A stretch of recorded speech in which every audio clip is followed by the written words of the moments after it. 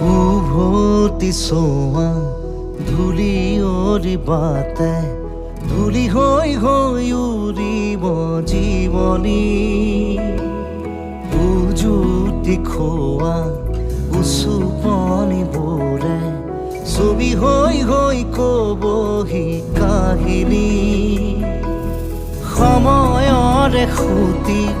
সুততে সুহুৰি সুৰুঙাৰে সৰকি সুঁৱৰি উভতি চোৱা ধূলি অৰিবাতে